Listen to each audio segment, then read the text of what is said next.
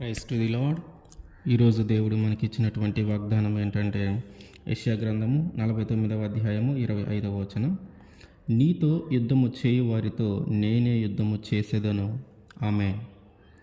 మనతో యుద్ధము చేసే వారితో మన తరపున ఆయన యుద్ధము చేస్తాడు. యుద్ధము అంటే పోరాటము, యుద్ధము అంటే తగువు లేదా యుద్ధము అంటే కొట్లాట. అయితే మరి మనము యుద్ధము ఎందుకు చేయాల్సి వస్తుంది?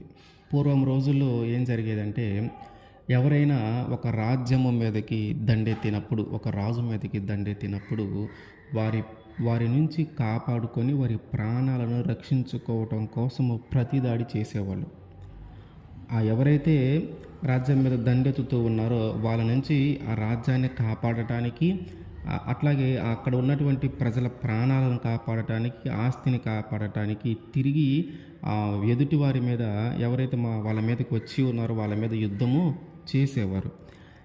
ఈ రెండో విధం ఏంటంటే, ఆ రాజ్యాన్ని విస్తరింపజేసుకోవాలని, అధికంగా ధనాన్ని, రాజ్యాన్ని, మనుషుల్ని సంపాదించాలని, చక్రవర్తిగా మారాలని అత్యాశతో యుద్ధము చేసేవారు ఉంటారు. పూర్వం రోజుల్లో ఈ రెండు కారణాలు బట్టి ఎక్కువగా యుద్ధాలు జరుగుతూ ఉండేవి. అయితే ఇప్పుడున్న పరిస్థితుల్లో మనము ఉదయము లేచిన దగ్గర నుంచి కానీ పడుకునే వరకు, లేదా పుట్టిన దగ్గర నుంచి చనిపోయే వరకు అనేక రకాలైన యుద్ధాలు చేయవలసి వస్తుంది. మనము చేసే యుద్ధము ఎట్లా ఉంటుందంటే, మనము మన జీవితానికి ఏదైనా ఒకటి అవసరమై ఉంది, మన జీవితానికి ఏదైనా ఒకటి కావాల్సి ఉంది, ఒకటి సాధించాల్సింది ఒకటి ఉంది, అది మనం ఖచ్చితంగా సాధించాల్సిందే. అయితే దాన్ని మనము సాధించటము కోసము, దాన్ని మనము పొందుకోవటం కోసము మన దగ్గర సామర్థ్యము లేనప్పుడు, మన దగ్గర దాన్ని సాధించేంత తెలివి లేనప్పుడు, మనము దానికోసము, దాన్ని జయించటం కోసము, దాన్ని పొందటం కోసము ఎన్నో ప్రయత్నాలు చేస్తూ ఉంటాం. ఆ అనేకమైన ప్రయత్నాలనే మనము యుద్ధము అంటాం. ఆ అనేకమైన ప్రయత్నాలనే మనము పోరాటము అంటాం. ఆ అనేకమైన పోరాటాలు చేసి, అనేకమైన యుద్ధము చేసి దాన్ని పొందుకోవాలని మనము ప్రయత్నం చేయటం.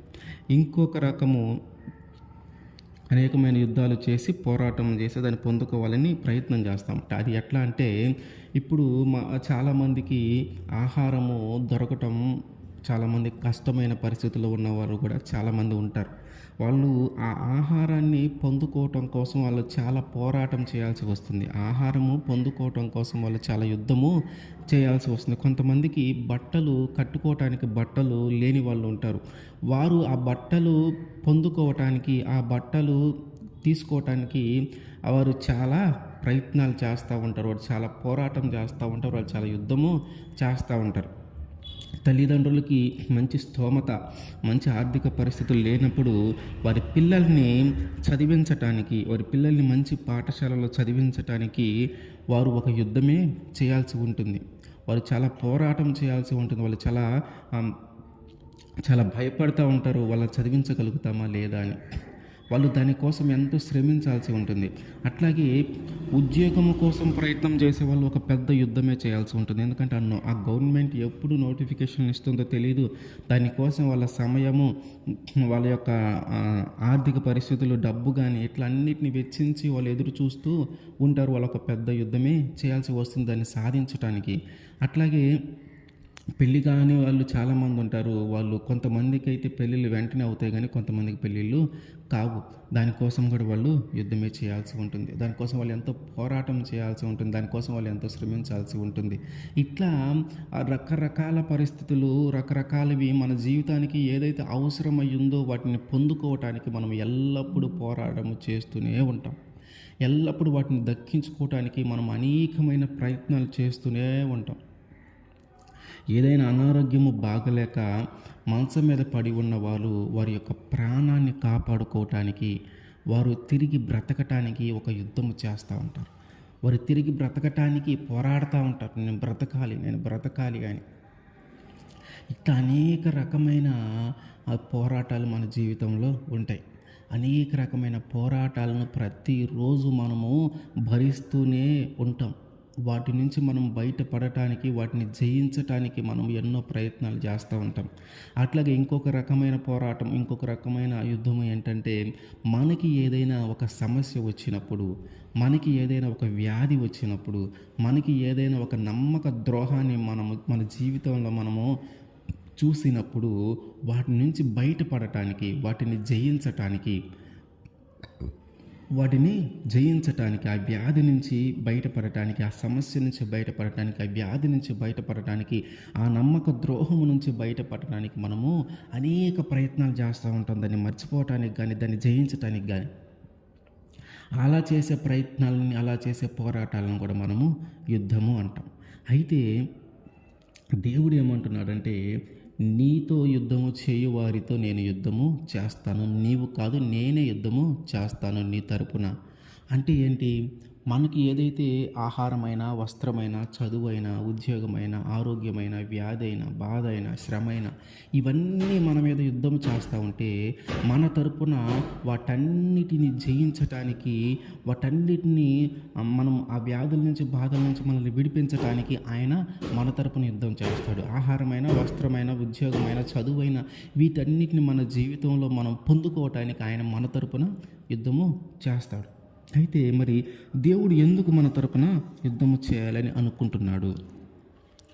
దేవుడు ఎందుకు మనకి ఆ పోరాటంలో సహాయము చేస్తానంటున్నాడు? ఆ పోరాటము నీవు కాదు నేనే నీ తరపున నేనే చేస్తాననే మాట దేవుడు ఎందుకు అంటున్నాడు? ఎందుకంటే మనము ఆయన్ని పూజిస్తూ ఉన్నాం కాబట్టి, మనము ఆయన మీద ఆధారపడుతూ ఉన్నాం కాబట్టి, మనము ఆయన్ని సేవిస్తూ ఉన్నాం కాబట్టి, ఆయనకి అసాధ్యమైనది ఏది లేదు కాబట్టి, ఆయనకి మనం ఏదైతే అడుగుతున్నామో అది ఇవ్వగలిగిన సామర్థ్యము కలిగిన వాడు కాబట్టి, ఆయన నిజమైన దేవుడు కాబట్టి, ఆయనకి ఆ సామర్థ్యం ఉంది. ఆయనకి ఆ సామర్థ్యం ఆయనకుంది. మనకు అది ఇవ్వగలడు. ఆ శ్రమ నుంచి ఆయన మనల్ని విడిపించగలడు. ఆహారాన్ని మనకి సమృద్ధిగా తినగలగటానికి ఆయన సహాయం చేయగలడు. మంచి వస్త్రాన్ని ఆయన ఇవ్వగలడు. మంచి విద్యను ఆయన ఇవ్వగలడు. మంచి ఉద్యోగాన్ని ఇవ్వగలడు. మంచి ఆరోగ్యాన్ని ఇవ్వగలడు. వ్యాధి నుంచి విడిపించగలడు. శ్రమ నుంచి విడిపించగలడు. బాధ నుంచి విడిపించగలడు. కన్నీళ్ళ నుంచి విడిపించగలడు. ఇట్లా ఆయనకి సమస్తము సాధ్యము. ఆయనకి సమస్తము సాధ్యము కాబట్టి ఆయన మనకి సహాయము చేయగలుగుతూ ఉన్నాడు. యెహోషువ 23:10 మీ దేవుడైన యెహోవా మీకు ఇచ్చిన మాట చొప్పున తానే మీ కొరకు యుద్ధము చేయవాడు గనక మీలో ఒకడు 1000 మందిని తరుమును. ఏంటంటే ఆయన మనకి మాట ఇచ్చాడు. ఏమని? నీవు యుద్ధము చేయవలసిన పరిస్థితుల్లో నేను నీకు తోడుగా ఉంటాను. ఆయన మనకిచ్చిన మాట చొప్పునే మీ కొరకు ఆయన యుద్ధము చేయువాడు. మనకి ఆయన మాట ఇచ్చాడు. ఏమని? నీవు ఎప్పుడైతే యుద్ధము చేయవలసిన పరిస్థితిలో ఉంటావో, నువ్వు ఎప్పుడైతే పోరాడవలసిన పరిస్థితిలో ఉంటావో, అప్పుడు నేను నీ తరపున నేను పోరాడతాను. అప్పుడు నీ తరపున నేను యుద్ధము చేస్తాను. నీవు చేయవలసిన పని లేదు. నీకు నేను సహాయం చేస్తాను. నీవు ఏమీ చేయాల్సిన పని లేదు, కానీ నేను చేస్తాను అవన్నీ. ఆ పోరాటము నేను చేస్తాను, ఆ యుద్ధము నేను చేస్తాను నీ తరపున అని దేవుడు మనకు ఒక మాట ఇచ్చాడు, అని దేవుడు మనకు ఒక వాగ్దానం ఇచ్చాడు, అని దేవుడు మనకి చెప్పాడు. కాబట్టి మన తరపున ఆయన యుద్ధము చేస్తూ ఉన్నాడు. మన జీవితంలోకి వచ్చినటువంటిది ఎలాంటి సమస్య అయినా సరే, అది ఎంత పెద్ద సమస్య అయినా సరే, ఎంత పెద్ద నమ్మక ద్రోహమైనా సరే, ఆయన మన తరపున యుద్ధము చేస్తాడు. వాటి నుంచి ఆయన మనల్ని విడిపిస్తాడు. మన యొక్క అవసరతలు ఎలాంటివైనా సరే, మన యొక్క ఆ ఉద్యోగ అవసరమే అదైనా సరే, ఎంత పెద్దది మనము కోరుకున్నా సరే, అది ఆయన ఇవ్వగలిగిన సమర్థుడు. దానికోసము నువ్వు ఎన్ని ప్రయత్నాలు చేసినా నువ్వు జయించలేకపోయినా, ఆయన నీ తరపున యుద్ధము చేసి, ఆయన నీ తరపున పరీక్షలు రాసి ఆయన అది మనకి ఇవ్వగలడు. అంత సామర్థ్యం మన దేవుడికి ఉంది. మనము సేవించేటటువంటి దేవుడు అంత గొప్పవాడు. మనం సేవించేటటువంటి దేవుడు అంత సామర్థ్యము కలిగినవాడు. మనం ఆరాధించేటువంటి దేవుడు అంత జ్ఞానం కలిగినవాడు. మనం సేవించేటటువంటి దేవుడు అంత శక్తిమంతుడు. అందుకని ఆయనకి సాధ్యము. అందుకని ఆయన మనకు మాట ఇస్తూ ఉన్నాడు. నీ కోసము నేను యుద్ధము చేస్తాను. మరి ఆయన మన కోసము యుద్ధము చేస్తూ ఉన్నప్పుడు మనము ఏమి చేయాలి? అసలు ఆయన ఏం చెప్తా ఉన్నాడు? ఇదిగో నేను నీ తరపున యుద్ధం చేస్తూ ఉన్నాను కాబట్టి నువ్వు ఇట్లా ఉండు, నువ్వు ఇట్లా చెయ్యి అని ఆయన మనకేం చెప్తా ఉన్నాడో చూద్దాం. ద్వితీయోపదేశకాండము 20వ అధ్యాయము 4వ వచనం. కొంచెం ముందుకెళ్ళి 20వ అధ్యాయము 3 కాడ నుంచి చదువుదాం. ఇజ్రాయేలీలారా వినుడి, నేడు మీరు శత్రువులతో యుద్ధము చేయుటకు సమీపించుచున్నారు. మీ హృదయములు జంకనీయుకుడి, భయపడకుడి, వణకకుడి, వారి ముఖము చూచి బెదరకుడి. మీ కొరకు మీ శత్రువులతో యుద్ధము చేసి మిమ్మును రక్షించువాడు మీ దేవుడైన యెహోవాయే. ఏంటంట, మన తరపున ఆయన యుద్ధము చేస్తూ ఉన్నప్పుడు మనము చేయవలసింది ఏంటంటే, మనకి ఎప్పుడైతే మన జీవితంలోకి యుద్ధము చేయవలసిన పరిస్థితులు ఎదురవుతూ ఉన్నాయో, ఎప్పుడైతే ఆ పోరాటము చేయవలసిన పరిస్థితులు మన జీవితంలోకి వచ్చినాయో, అది ఎంత పెద్దదైనా, అది ఎంత పెద్ద వ్యాధి అయినా, అది ఎంత పెద్ద మోసమైనా, అది ఎంత నమ్మక ద్రోహమైనా, అది ఎంత పెద్ద సమస్య అయినా, అది ఎంత పెద్ద బాధ అయినా సరే, ఇది దానిని చూచంట నీవు భయపడకు, దాన్ని చూచి వణకకు, దాని ముఖము చూచి బెదరకు. నువ్వు భయపడవద్దు, వణకవద్దు, బెదరవద్దు. ఎందుకు అంటే, నీ తరపున యుద్ధం చేసేవని నేనున్నాను. నీవు దాని గురించి భయపడవలసిన పని లేదు. అయ్యో, డాక్టర్లు కూడా చెప్పారు ఇంక నేను బ్రతకను అని. అంతటి వ్యాధి నాకు కలిగింది కాబట్టి ఇక నేను బ్రతకనని నువ్వు భయపడతా ఉన్నావేమో. మరణ అంచుల్లో నుంచి దేవుడు కాపాడిన వారు కోకొల్లల మంది ఉన్నారు. ఎంతోమంది సాక్ష్యాలను మనం వింటూ ఉన్నాం. ఎంతోమంది సాక్ష్యాలు మనం వింటూ ఉన్నాం. ఇంక నేను చనిపోయాను, ఇంక లేను అనుకున్న పరిస్థితుల్లో నుంచి ఈరోజు ఆరోగ్యంగా ఉండి దేవుడి సేవ చేస్తూ ఉన్న వాళ్ళు చాలామంది ఉన్నారు. వాళ్ళందరినీ దేవుడు విడిపించిన వాళ్ళు, వాళ్ళందరినీ దేవుడు విడిపించిన వారు అందరూ కూడా ఈరోజు చాలామంది సేవ చేస్తూ ఉన్నారు. మనము కూడా అంతే. మన జీవితంలోకి ఏదైనా భయంకరమైన వ్యాధి వచ్చిందంటే దాని గురించి నీవు భయపడవద్దు, దాని గురించి నువ్వు దిగులు పడవద్దు, దాని గురించి నువ్వు వణకవద్దు, దానిని చూసి నువ్వు బెదరవద్దు. అది ఆయన మన తరపున ఆ వ్యాధి మనల్ని జయించాలని, ఆ వ్యాధి మనల్ని మరణానికి అప్పగించాలని మనతో యుద్ధం చేస్తూ ఉంటే, దేవుడు మన తరపున ఆ వ్యాధితో యుద్ధం చేస్తాడు. దేవుడు మన తరపున ఆ వ్యాధితో యుద్ధం చేసి ఆ వ్యాధిని మనలో నుంచి తొలగించి మనకి సంపూర్ణమైన ఆరోగ్యాన్ని ఆయన కలుగు చేస్తాడు. మనకి ఉన్నటువంటి ఆ సమస్య నుంచి, మనకు ఉన్నటువంటి ఆ బాధ నుంచి, ఇది నా జీవితంలో ఇంతవరకు నేను పడని బాధ, నా జీవితంలో నేను ఇంతవరకు ఎదుర్కొనే సమస్య నా జీవితంలోకి వచ్చింది, దీన్ని జయించడం నా వల్ల కాలేదు, ఈ నమ్మక ద్రోహాన్ని నేను భరించలేకపోతా ఉన్నాను, ఈ మోసాన్ని నేను భరించలేకపోతా ఉన్నాను, ఇంకెందుకు నా జీవితం, ఎంత నమ్మక ద్రోహం జరిగింది, నేను బ్రతకను, నేను చనిపోతాను అనుకునే వాళ్ళు చాలామంది ఉన్నారు. కానీ ఇదిగో దేవుడు అంటున్నాడు, ఆ ఏదైతే నమ్మక ద్రోహం నీకు కలిగిందో వాటన్నిటి నుంచి నేను నిన్ను విడిపిస్తాను.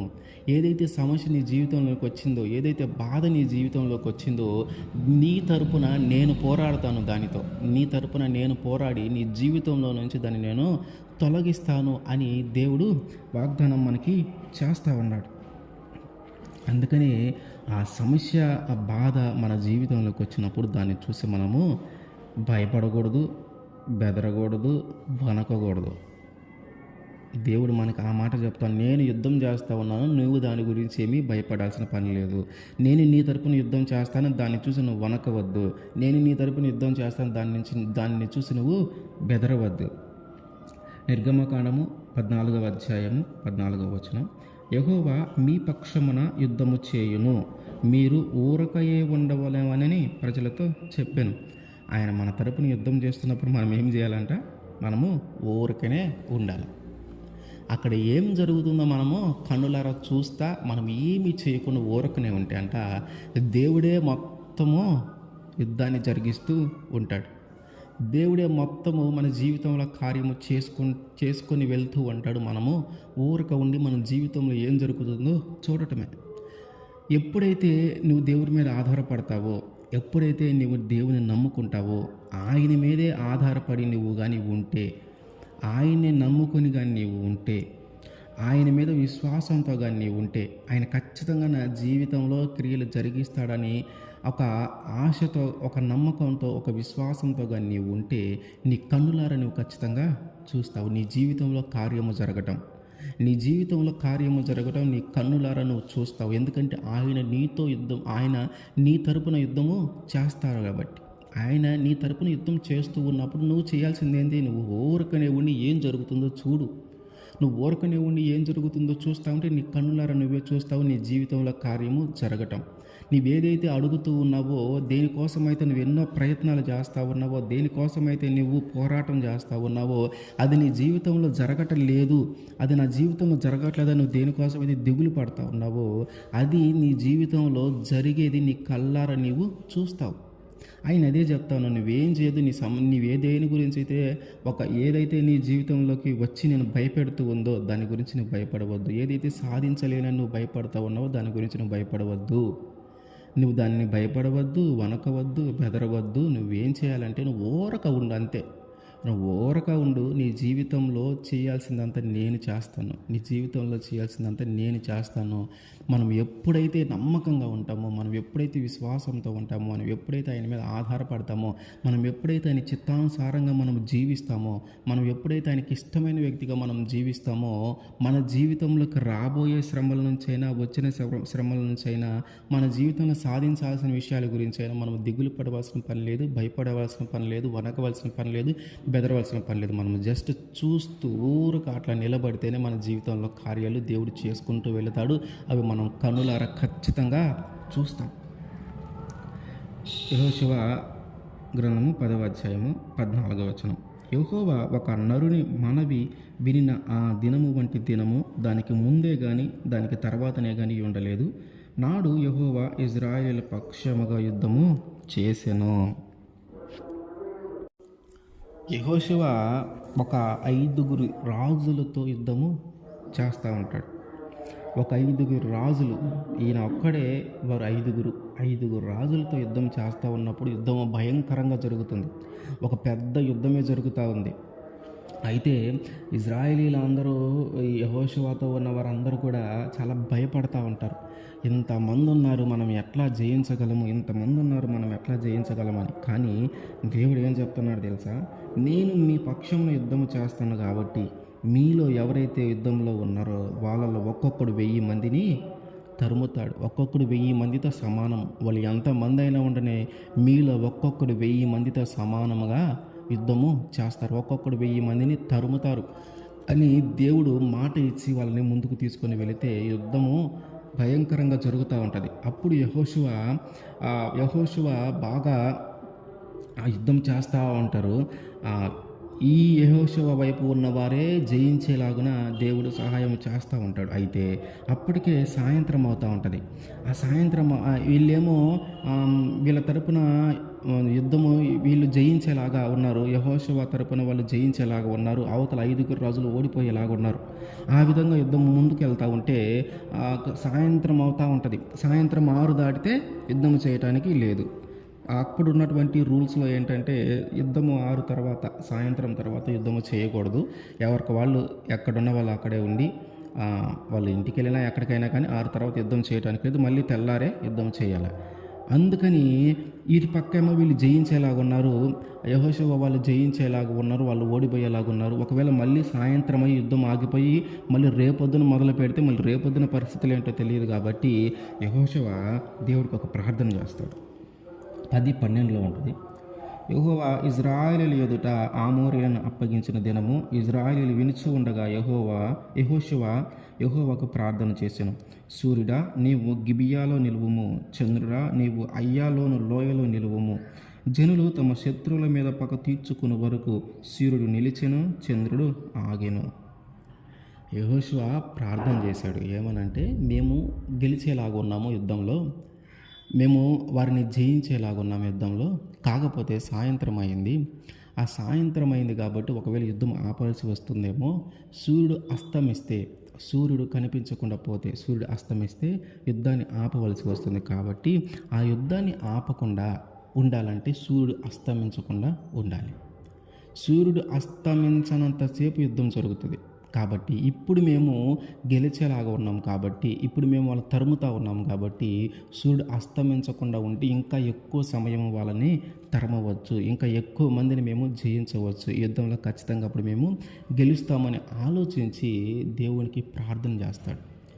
సూర్యుడిని నిలపమని, చంద్రుడిని నిలపమని. ఒక నరుడు, ఒక మనిషి భూమి మీద ఉండి ప్రార్థన చేస్తే దేవుడు విని, సూర్యుడు ఎక్కడైతే ఆయన ప్రార్థన చేస్తూ ఉన్నప్పుడు సూర్యుడు ఎక్కడైతే ఉన్నాడో అక్కడే ఆగిపోయాడు, చంద్రుడు ఎక్కడైతే ఉన్నాడో అక్కడే ఆగిపోయాడు. చంద్రుడు ఎందుకు వచ్చాడంటే సాయంకాలం పూట, కాబట్టి చంద్రుడు అప్పుడే కనిపిస్తూ ఉంటాడు. పూర్తిగా రాడు కానీ అప్పుడే కనిపిస్తూ ఉంటాడు. ఆ సూర్యుడు చంద్రుడు ఇద్దరు కనిపించే సమయం సంధ్యవేళ, సాయంత్రం పూట, దాదాపుగా సాయంత్రం పూట ఇద్దరు కనిపిస్తూ ఉంటారు. ఆ సమయంలో ఆయన ప్రార్థన చేస్తే ఒక పక్క సూర్యుడు, ఒక పక్క చంద్రుడు ఇద్దరు ఎక్కడో అక్కడే ఆగిపోయారు. చూడండి, దేవుడు మన తరపున యుద్ధము చేయాలి అని అనుకుంటే ప్రకృతిని సైతము ఆయన కదల్చకుండా అట్లానే ఉంచగలిగాడు. ప్రకృతిని సైతం ఆయన మార్చి, ఇది అసాధ్యము, ఇది సాధ్యము కాని పని, ఇది అసలు చెయ్యలేము అనుకున్న పనిని కూడా అవసరమైతే ప్రకృతిని మార్చడం ఏ నరుడి వల్ల కాదు, ఏ మనిషి వల్ల కాదు. కానీ ఆయన మన తరపున యుద్ధము చేస్తూ ఉన్నప్పుడు, మనము జయించాల్సిన పరిస్థితి ఖచ్చితంగా ఏర్పడినప్పుడు అవసరమైతే ప్రకృతినైనా సరే ఆయన మార్చి మన వైపున ఆయన యుద్ధము చేస్తాడు. ప్రకృతినైనా మార్చి ఆయన మన తరపున యుద్ధము చేస్తాడు. అంతటి సమర్థుడు ఆయన. భూమి ఆకాశము ఆయన నోటి ద్వారా ఏర్పరచబడినవి. ఆయన మాట నిలబడి ఉంటుంది అప్పటికి. ఆయన మాట అంత పవర్ఫుల్గా ఉంటుంది, ఆయన సామర్థ్యము అంత గొప్పది. మనము సేవించేటటువంటి దేవుడు భూమిని, ఆకాశాన్ని తన కనుసైగల్లో ఉంచగలడు, ప్రకృతిని ఆయన మార్చగలడు. అంతటి శక్తివంతుని మనము ఆరాధిస్తున్నాం, అంతటి శక్తివంతుని మనము పూజిస్తూ ఉన్నాం, అంతటి శక్తివంతుని మనము నమ్ముకుంటా ఉన్నాం. అందుకని దేవుడు ఏమంటున్నాడంటే, నీవు పోరాడవలసిన సమయంలో ఎన్నో ప్రయత్నాలు చేసినా అది నీకు దక్కని పరిస్థితుల్లో, ఎన్నో ప్రయత్నాలు చేసినా నువ్వు దాన్ని సాధించని సమయంలో నువ్వు ఇంకా పోరాడుతూ ఉన్నావేమో, ఇదిగో నీ తరపున నేను పోరాడతాను, నీ తరపున నేను యుద్ధము చేస్తాను. ఇదిగో ఒక సమస్య నీ జీవితంలోకి వచ్చింది, ఒక బాధ నీ జీవితంలోకి వచ్చింది, ఒక నమ్మక ద్రోహము నువ్వు అనుభవిస్తూ ఉన్నావు, ఒక వ్యాధిని నువ్వు, ఒక భయంకరమైన మరణకరమైన వ్యాధిని నువ్వు కలిగి ఉన్నావు. అది నిన్ను జయించడానికి, నిన్ను చంపేయడానికి అది ఎంతో ప్రయత్నం చేస్తూ ఉంది. కానీ ఇదిగో నేను నీ కోసము ఉన్నాను, నేను నీ కోసం పోరాడతాను. దాన్ని జయించడానికి నువ్వు ఎంత పోరాటం చేసినా దాన్ని జయించలేకపోతా ఉన్నావేమో, దాన్ని చూసి నువ్వు భయపడవద్దు, దాన్ని చూసి నువ్వు దిగులు పడవద్దు, దాన్ని చూసి వణకవద్దు, దాన్ని చూసి బెదరవద్దు. ఎందుకంటే నీ తరపున నేను యుద్ధము చేసి దాని నుంచి, ఆ మరణకరమైన రోగం నుంచి నేను విడిపిస్తాను, ఆ బాధ నుంచి, ఆ వ్యాధి నుంచి, ఆ నమ్మక ద్రోహము నుంచి, ఆ మోసము నుంచి నేను నిన్ను విడిపిస్తాను. నీ తరపున నేను యుద్ధము చేస్తాను. అయితే ఆయన తరపున మనం యుద్ధము చేసినప్పుడు మనము ఊరక ఉండి మనము చూస్తూ ఉంటే, మన కన్నులారా మనము చూస్తాము మన జీవితంలో కార్యాలు జరగటం. ఆమేన్.